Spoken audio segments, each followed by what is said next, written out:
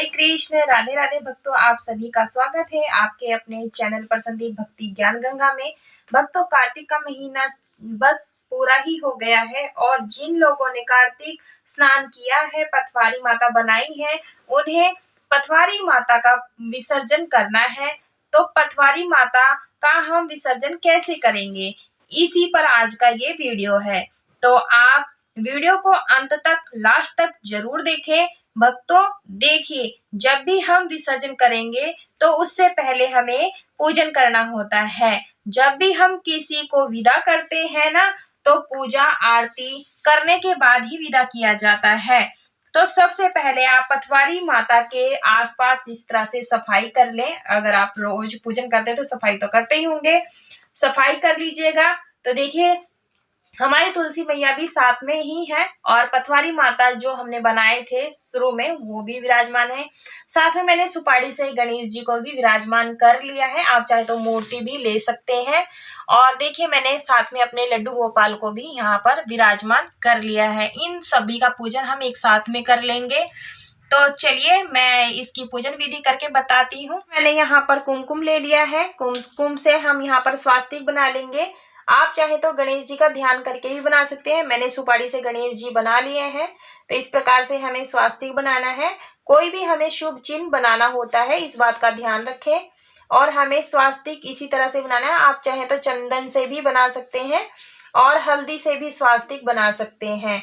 तो इस प्रकार से हमें ये स्वास्तिक हमारा पूर्ण हो जाएगा। बहुत ही शुभ रहता है। इस प्रकार से हमें पूजन करना है। पटवारी माता का पूजन करने के लिए मैंने यहाँ तिल के तेल का दीपक लिया है। आप चाहें तो देसी घी का भी दीपक बना सकते हैं। तो हम यहाँ पर दीपक स्थापित कर देंगे स्वास्तिक के ऊपर। आप चाहें तो फूलों का आसन दे सकते हैं। इसके बाद हमें करनी होती है पटवारी माता को, जब हम जल सींचते हैं तो हमें जल इस तरह से सींचना है। मैंने यहाँ जल गंगा जल ले लिया है। इसके बाद हम सबसे पहले हम पटवारी माता को जल सींचते हैं। तब हम बोलते हैं, पटवारी पथ की प्यारी, जल सींचू तेरा, जन्म सुधारियो मेरा। ये कहते हुए हमें ये जल सींचना है। तुलसी माता को भी हम जल सींचेंगे। तो हम तुलसी मैया को भी इस प्रकार से जल सींच देते हैं। ज्यादा जल नहीं डालेंगे, क्योंकि हम कार्तिक के महीने में भी सुबह सुबह में जल सींचते हैं। तो सर्दी का मौसम है, तो ध्यान से, ताकि हमारे तुलसी मैया खराब ना हो। इसके बाद हम सभी का टीका करेंगे चंदन रोली से। तो आप सबसे पहले मैया को चुनरी अर्पित कर दीजिए। तो देखिए, मैंने यहाँ पर चुनरी ली है। आप बड़ी छोटी ले सकते हैं किसी भी प्रकार से। तो हम यहाँ मैया को चुनरी भेंट कर देंगे। आप वस्त्र रूपी कलावा भी अर्पित कर सकते हैं। उसके बाद हम यहाँ पर तिलक करेंगे सभी को। सबसे पहले हम चंदन से तिलक करेंगे, सभी को हम टीका कर देंगे। भक्तों, ओम नमो भगवते वासुदेवाय नमो नमः मंत्र का जाप करें। इस प्रकार से हम तुलसी मैया को भी टीका कर देंगे और पटवारी माता को भी हम यहाँ पर टीका कर देंगे, जो भी हमने पटवारी माता बनाई है। तो यहाँ पर हम टीका कर देंगे और इनके जो ज्वारे बोए थे, इनके पास भी हम 5 टिकियाँ लगा देंगे। तो इस प्रकार से हमें लगाना है। और गणेश जी का भी हम पूजन साथ में ही करते चलेंगे। तो इस प्रकार से हम टीका लगा देंगे और दीपक का भी पूजन करेंगे साथ में ही। तो भक्तों, ये जो हमने कार्तिक स्नान पूरे महीने में किया है, तो हमें इनका विसर्जन भी करना होता है। हम लड्डू बाबू को भी टीका लगा देंगे इस प्रकार से। तो भक्तों, हम यहाँ पर सभी को रोली का भी टीका लगा देंगे। तो हम सभी को टीका लगा देंगे इस प्रकार से। भक्तों, ये जो पूजन है, ये आप सुबह कार्तिक के स्नान जो करते हैं उसमें तो हम पूजा करते ही करते हैं। जब हम इनका विसर्जन करते हैं तब भी हमें सूक्ष्म पूजन करना होता है। तो मैं आपको ये सूक्ष्म पूजन करके दिखा रही हूँ। तो इस प्रकार से हमें पूजन करना है। और भक्तों, ये प्रेम पूर्वक करना है। और जब चौकी का विसर्जन करना होता है, आप ये सूर्योदय के बाद करें और सूर्य अस्त से पहले पहले करना होता है। तो इस प्रकार से हम सभी को टीका कर देंगे। ध्यान करते हुए हम अग्नि देवता को प्रज्वलित कर लेते हैं। तुलसी मैया का ध्यान करते हुए इस प्रकार से हम दीपक प्रज्वलित कर लेते हैं। तो भक्तों, ये जो पूजन है, आपने ये सूक्ष्म पूजन जब विसर्जन करना है उससे पहले ही करना है, क्योंकि जब हम किसी मेहमान को विदा करते हैं तो उनका पूजन करके ही विदा किया जाता है, और खासकर देवों का। तो इस प्रकार से हमें पूजन करना है। उसके बाद हम यहाँ पर अक्षत अर्पित कर देंगे सभी को। तो कार्तिक संपूर्ण हो गया है, तो इस प्रकार से हम अक्षत अर्पित कर देंगे। अक्षत जरूर से अर्पित करें, तीली भी अर्पित कर सकते हैं इस प्रकार से। तो हम अक्षत अर्पित कर देंगे सभी को, तभी हमारा जो ये तिलक है संपूर्ण माना जाता है। आप यहाँ पर तिल भी अर्पित करें। हम तिल ले लेंगे, तिल भी हम अग्नि देवता में समर्पित करेंगे। और कहते हैं ना कि जब कार्तिक के महीने में या जब कभी भी तिल चिटकते हैं तो हमारे जीवन में जो भी दुर्भाग्य होता है वो तिल चटकने से समाप्त हो जाते हैं। तो इस प्रकार से हम सभी को तिलक समर्पित कर देंगे इस प्रकार से। तो हमें इस तरह से पूजन करना है। हम वस्त्र रूपी कलावा अर्पित कर देंगे। यदि आपने तुलसी मैया को चुनरी उड़ाई है तो वस्त्र रूपी आप कलावा स्किप भी कर सकते हैं, लेकिन हम यहाँ पर कलावा सुरक्षा के लिए समर्पित करते हैं। तो इस प्रकार से हम यहाँ पर सबसे पहले पथवारी माता को अर्पित कर देंगे। चुनरी तो हमने उड़ाई दी थी, कलावा भी हम बांध देंगे। जिस तरह से हम पूजन करते हैं तो हम सभी के हाथ पे कलावा बांधते हैं, तो इस प्रकार से हम कलावा बांध देंगे और तुलसी मैया को भी यहाँ पर हम समर्पित कर देंगे। तो इस प्रकार से हम वस्त्र रूपी कलावा अर्पित कर देंगे। और हमने लड्डू गोपाल का तो स्नान सुबह ही करा दिया था, बस हम इत्र लगा देंगे दोबारा से। तो इस प्रकार से सुगंध जरूर से पूजन में अर्पित करें, बहुत ही शुभ रहता है। और भगवान सभी देवी देवताओं को सुगंधी अति प्रिय होती है, तो आप जरूर से इस तरह से पूजन करें। उसके बाद हम यहाँ पर फूल अर्पित कर देंगे। तो जो भी आपके पास फूल हो आप जरूर से समर्पित करें। तो हम सबसे पहले गणेश भगवान को समर्पित यहाँ पर, और तुलसी मैया को समर्पित कर देंगे फूल, तो यहाँ आप अर्पित कर दें। साथ में पथवारी माता है, यदि आपके पास माला हो तो आप माला भी समर्पित कर सकते हैं। और जो भी आपके पास जितने भी फूल हो वो आप समर्पित कर सकते हैं, और माला भी आप जरूर से अर्पित करें अगर हो। और इस तरह से हम गणेश भगवान को लाल फूल अर्पित कर देंगे, और अग्नि देवता को भी हम यहाँ पर पुष्प अर्पित कर देंगे, और हम यहाँ लड्डू गोपाल जी को भी फूल अर्पित कर देंगे। तो जो भी आपके पास फूल हो आप उस फूल से पूजन कर सकते हैं। यदि आपके पास फूल नहीं है तो बिना फूल के भी आप इस पूजन को कर सकते हैं। फिर हम सभी को धूप दिखा देंगे, धूप दीप जरूर से दिखाएं। तो आप सबसे पहले ओम गण गणपते नमो नमः मंत्र का जाप करते हुए गणेश जी को धूप दिखाएंगे, अग्नि देवता को दिखाएंगे। उसके बाद हम तुलसी मैया को दिखा देंगे धूप दीप इस तरह से, जय तुलसी मैया की जय हो, तुलसी मैया की जय हो। फिर लड्डू गोपाल जी को दिखा देंगे धूप, तो इस प्रकार से हम धूप लड्डू गोपाल जी को भी दिखा देंगे। भक्तों इस प्रकार से पूजन करने से जो धूप बत्ती जलाते हैं तो इससे हमारा जो वातावरण है वो सुगंधित हो जाता है। फिर पथवारी माता का पूजन करेंगे, इस प्रकार से बहुत ही शुभ रहता है। और ये धूप हम यहीं पर स्थापित कर देंगे। तो इस प्रकार से हमें पूजन करना है। देखिए भक्तों, मैंने यहाँ पर दही ली है और ये दूध लिया है। आप यहाँ मिट्टी के कुल्लों में भी ले सकते हैं, या फिर इस तरह से जो भी आपके पास बर्तन उपलब्ध हो आप उसमें ले सकते हैं। दूध दही का भोग हमें पथवारी माता को लगाना होता है। आप डेली दूध दही का भोग नहीं लगा सकते तो कोई बात नहीं, नहीं भी लगाया जाता है, लगाना चाहिए। वैसे डेली लगाना चाहिए माता को, इसकी कथा में भी वर्णन किया गया है। यदि आप रोजाना नहीं समर्पित कर पा रहे हैं तो आप पहले दिन और आखिरी दिन जरूर से समर्पित करें। तो इस प्रकार से हम दूध दही का भोग समर्पित कर देंगे। और जब हम विदाई करते हैं तब भी हमें दूध दही का भोग लगाना है, और आखिरी दिन भी यानी विदाई वाले दिन माता को दूध दही का भोग लगाना जरूरी होता है, समर्पित करना चाहिए। और उसके बाद मैंने ऋतु फलों का भोग लगाना है, जो भी उपलब्ध हो। आंवले आपने आज के दिन जरूर से दान लगाने चाहिए, भोग लगाने चाहिए, क्योंकि कार्तिक के महीने में आंवला दान करने का विशेष महत्व रहता है। तो आप आंवले का जरूर से दान करें। तो हम माता को भोग लगाएंगे सभी ऋतु फलों का, और इस तरह से पथवारी माता से प्रार्थना करेंगे कि भोग स्वीकार करें। तुलसी मैया को भी इस प्रकार से भोग स्वीकार कर देंगे। सभी को हम भोग लगा देंगे यहाँ पर। तो इस प्रकार से छुआ करके हम भोग प्रसाद यहीं पर रख देंगे। तो इस प्रकार से हमें भोग लगाना है। उसके बाद हमें जल का भोग लगाना है। तो आप जल का भोग जरूर से लगाएं माता को, क्योंकि जब भी हम किसी को भोग लगाते हैं या भोजन देते हैं तो जल जरूर से दिया जाता है, तभी हमारा ये भोग संपूर्ण माना जाता है। तो हम जल का लोटा भी यहीं पास में ही रख देंगे। तो हमें यहाँ पर दक्षिणा अपने सामर्थ्य के अनुसार अर्पित करना चाहिए। आप 21, 51 सभी को छुआ करके हम यहाँ पर समर्पित कर देंगे। तो दक्षिणा आप समर्पित कर दें। तो हमने यहाँ पर दक्षिणा समर्पित कर दी है। भक्तों, यदि आपको गन्ना मिल जाए तो आप जरूर से चढ़ाएं, बहुत ही शुभ रहता है। जब भी कोई मेहमान आता है ना, तो हम उसका मीठा मुंह करके विदा करते हैं। तो इस तरह से हमें पथवारी माता को मैं यहाँ गुलदाने से या कोई भी आपके पास मिठाई हो उसका कुछ ना कुछ भोग लगाएं। आप यहाँ पर चीनी, बताशा, मिश्री कोई भी मिठाई ले सकते हैं।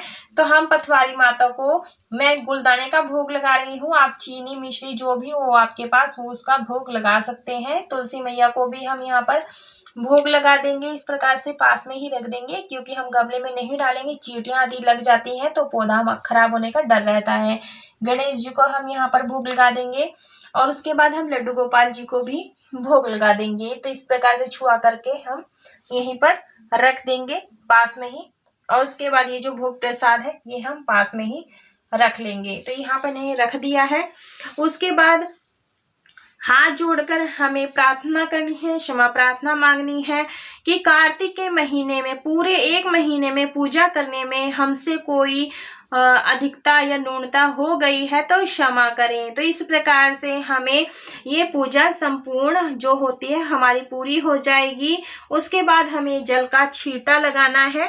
तो आप यहाँ पर जल का छींटा लगा दें। इस प्रकार से थोड़ा सा जल लें और यहाँ ऐसे छींटा लगा दें। तो इस तरह से हमें भोग स्वीकार करना होता है, करवाना होता है। जो भी हमारा धूप दीप है इस तरह से आप 5 बार 3 बार भोग छींटा लगा दे जल का। तो इस प्रकार से छींटा लगा देंगे। अब कार्तिक पूर्णिमा के दिन सुबह सुबह में जब आप कार्तिक स्नान करेंगे तब तो हम पथवारी माता का पूजन हमें करना ही है, कथा भी सुननी होती है। उस समय हम जो भी दिन जब हम बाद में विसर्जन करेंगे तो सूक्ष्म पूजन करना होता है, जैसे मैंने आपको अभी करके दिखाया है। कथा इस समय सुनी नहीं जाती, जरूरी नहीं है, बस आरती, तिलक और भोग लगाना होता है। विसर्जन करने से पहले थोड़े से आप ज्वारे तोड़ लें। इस तरह से हमें ज्वारे तोड़ लेने हैं, जितने भी आप ज्वारे तोड़ लें, क्योंकि इसका कथा में भी वर्णन किया गया है। ज्वारों को इस तरह से तोड़ करके अपने पास रखना होता है, लॉकर में, जहां पर आप धन रखते हो वहां पर हमें ये रखना होता है। तो इस प्रकार से हम थोड़े से ज्वारे तोड़ करके रख लेंगे। इसे अपने पास रख लेना होता है। इसे आप लॉकर में रख सकते हैं, जहां हमने कथा में पढ़ा था ना कि पथवारी जी के पत्ते रख लिए थे, उसी तरह से हमें इसे रख लेंगे। उसके बाद में जो हमारी पथवारी माता है इनका विसर्जन करना होता है। तो ये मैं पत्ते अपने पास रख लेती हूँ। उसके बाद हम इसी दीपक से हम पथवारी माता की आरती उतार लेंगे। तो इस तरह से पथवारी की आरती उतारनी है मैया की। और जय मैया, जय माता दी, जय माता दी, इस तरह से, इस प्रकार से आपने आरती उतारनी है। गणेश भगवान की आरती उतारनी है और साथ में तुलसी माता की आरती उतारनी है, इस प्रकार से। और लड्डू गोपाल जी की भी हम आरती साथ में करते हुए चलेंगे। जय हो लड्डू गोपाल की, जय कृष्ण कन्हैया की। इस प्रकार से हमें आरती उतारनी है। जो भी आपको आरती आती हो आप वो आरती गा करके पूजन स्वीकार कर सकते हैं। उसके बाद हम इन सभी चीजों को हल्का सा पानी लेकर के, थोड़ा सा पानी ले लेंगे और इन सभी चीजों को हम यहाँ पर मिनस देंगे। तो इस तरह से हमें 3 बार सभी चीजों को मिनसना होता है। मिनसने से ये होता है जो भी भोग प्रसाद होता है वो पथवारी माता, सभी देवी देवता हमारा भोग प्रसाद धूप दीप स्वीकार कर लेते हैं। क्षमा प्रार्थना जरूर से मांग लें। उसके बाद भक्तों हमें क्या करना होता है, विसर्जन किस प्रकार से करना है वो देख लेते हैं। तो पथवारी के बीच में जो हमने यहाँ पर पथवारी माता बनाई है, यहाँ पर जैसे ये मैंने पत्थर से बनाई थी, इस प्रकार से हम ये पत्थर से बनाए थे इनको। और साथ में जो ज्वारे लिए हैं इन ज्वारों को हम पास में ही विसर्जन करेंगे। यानी कि जैसे कि आप नदी में विसर्जन कर सकते हैं या फिर जहां पर आप नदी बहती हो आप वहां पर विसर्जन कर सकते हैं। तो पथवारी माता के साथ ज्वारों को भी हमें इनके साथ ही विसर्जन करना है, कर देंगे। घर के आसपास यदि नदी तालाब है तो आप वहां जाकर विसर्जन कर सकते हैं। जो ज्वारे हैं और जो पथवारी माता है वो साथ में ही बनाई है। अगर आप कोई नदी तालाब नहीं आपके घर के आसपास तो आप भूमि विसर्जन इनका कर सकते हैं। और साथ में जो भी ये थोड़ा सा गड्ढा करके आपके घर में कच्ची जमीन है तो आप वहां पर विसर्जन कर सकते हैं। यदि कच्ची जमीन नहीं है तो आप ऐसा कर सकते हैं, ये जो ज्वारे हैं ये काट करके गौ माता को खिला सकते हैं। बाकी मिट्टी और जो फूल पत्तियां हैं, पत्थर हैं, इनको किसी गमले आदि में विसर्जन कर दे तो बहुत ही शुभ रहता है। इस तरह से हमें अच्छे से विसर्जन करना होता है। ऐसे कभी नहीं कहीं भी कहीं फेंक कर नहीं आना है। बहुत भाव से हमने पूरे 1 महीने तक पूजा की है और हमें इनका विसर्जन बहुत अच्छे तरीके से करना है। किसी पेड़ के नीचे रख कर आ जाएंगे फिर वो मिट्टी में रुलते रहेंगे, वो अच्छा नहीं लगता है। और आप विसर्जन इस तरह से करें ताकि हमारे वातावरण में भी कोई नुकसान ना हो और हमारे देवी देवताओं की गरिमा भी बनी रहे। यानी कि बहुत भाव से हमें पूजा की है तो बहुत भाव से इनका विसर्जन करना है। विसर्जन के बाद में हमें कथा क्या करना चाहिए, जो ये दूध दही है इसमें आप थोड़ा दूध दही और मिला लें और ये आप किसी जरूरतमंद को दान दे सकते हैं या फिर मंदिर आदि में जा करके दान कर सकते हैं। तो इस प्रकार से हमें विसर्जन करना है। जो ये आपने भोग प्रसाद रखा है ये आप परिवार सहित ग्रहण कर सकते हैं प्रसाद के रूप में। तो इस तरह से हमें करना है। जो दक्षिणा आपने चढ़ाई है किसी को भी जरूरतमंद को आप दान कर दें। और जो आप पथवारी माता का विसर्जन कर देंगे तब इस स्थान पर, जब आप विसर्जन कर देंगे इस स्थान पर हमें यहाँ पर स्वास्तिक बनाना है। उसके बाद एक छोटा सा दीपक जलाना है। क्योंकि हमने यहाँ 1 महीने पूरे पूजा की है तो यहाँ पे जो ये स्थान है ये दिव्य शक्ति वाला स्थान हो जाता है। तो हमें यहाँ पर सूनी जगह नहीं छोड़नी है। शाम के समय दीपक जरूर से जलाना है, स्वास्तिक बनाना है, ओम बना देना है, कोई भी शुभ चिन्ह जरूर से बना देना है। नहीं तो आप गमले आदि में इनका विसर्जन, भूमि विसर्जन, कच्ची जगह पर आप विसर्जन कर सकते हैं। बहुत ही सरल विधि से घर पर पथवारी माता का विसर्जन कर सकते हैं। घर पर विसर्जन करने की विधि आपको कैसी लगी ये जरूर से बताना। भक्तों, इनका विसर्जन सूर्य उदय के बाद करना है और सूर्य अस्त से पहले करना होता है। भक्तों, आप बात कर लेते हैं कि हम महिलाओं को पीरियड आदि समस्या आ जाती है तो फिर हम पथवारी माता का विसर्जन किस प्रकार से करेंगे। तो भक्तों, आप किसी और से, अपने घर में किसी से करवा सकते हैं। यदि आप घर में कोई भी नहीं है, कोई मजबूरी है, तब आप जब ठीक हो जाएं, स्वस्थ हो जाएं, तब इनका पथवारी माता का विसर्जन कर सकते हैं या फिर अपने पति से या हस्बैंड से करवा सकते हैं। तो ये थी थोड़ी सी महत्वपूर्ण जानकारी। यदि आपको वीडियो पसंद आई हो तो वीडियो को लाइक कीजिएगा, ज़्यादा से ज़्यादा शेयर कीजिएगा, चैनल को सब्सक्राइब जरूर से कर लीजिएगा, साथ में बेल आइकन की घंटी को भी प्रेस कर लीजिएगा ताकि आने वाली हर वीडियोस की नोटिफिकेशन आप सभी को सबसे पहले मिल सके। और कमेंट बॉक्स में जय पथवारी माता की जय अवश्य रूप से लिखिएगा और कमेंट में जरूर बताइएगा हमारे लड्डू गोपाल जी का श्रृंगार किस प्रकार से लगा। और कमेंट बॉक्स में राधे राधे जरूर से लिखें। पूरा वीडियो देखने के लिए आप सभी का धन्यवाद। राधे राधे भक्तों।